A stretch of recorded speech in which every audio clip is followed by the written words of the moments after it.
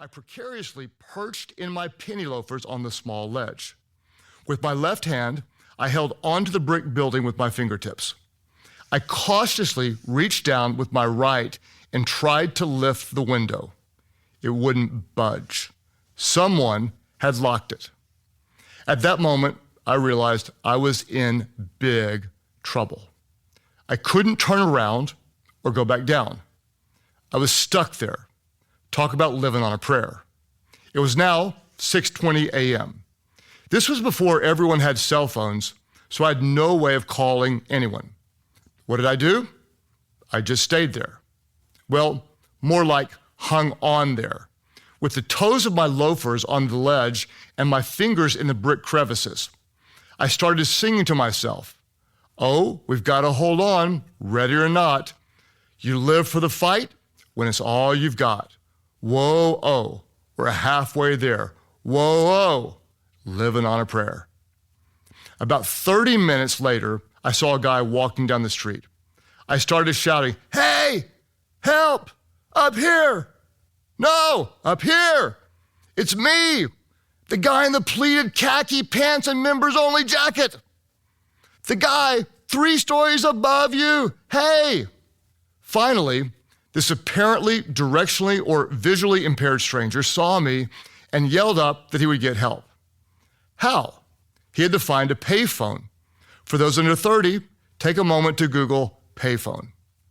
Evidently, he found one, because soon the fire department showed up to get Pastor Craig down off the wall from the 3rd story of the historic church building.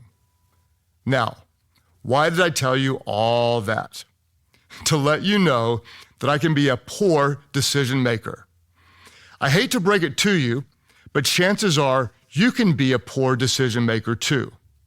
No offense, but it turns out we can all be pretty bad at making decisions. And that's a big deal, because this is true for any of us. The quality of our decisions determines the quality of our lives. We'll get to the importance of our decisions in a moment. But now that I've said you and I can be poor decision makers, I think I owe it to you to explain why we all make poor decisions. The 3 enemies of excellent decisions. You want to make great decisions, so do I. You may even want to believe that the majority of the time you do make great decisions, so do I. But we don't.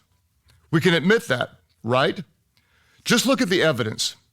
We eat more than we should. We buy things we can't afford. We waste time. We procrastinate. We say things we regret. We do things we don't want to do. We hurt the people we love the most. We don't do the things we want to do. We don't eat healthy food, exercise, read our Bibles, or save for the future. We don't pray enough, say, "I love you" enough, or slow down enough. We can be really bad at decision making.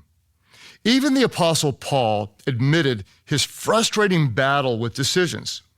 He was bluntly honest in Romans 7:19 when he said, "I want to do what's good, but I don't. I don't want to do what is wrong, but I do it anyway." New Living Translation. Proof that everyone struggles with this issue. Speaking of bad decisions, did you hear about the guy who had a cockroach living in his ear for 3 days, but thought it was just water, so he kept blow drying his ear? Hopefully, we at least have an edge on that dude. So, if we want to make great decisions, what's stopping us? The technical answer is lots. So many things. But I'll highlight 3. Enemy of excellent decisions 1.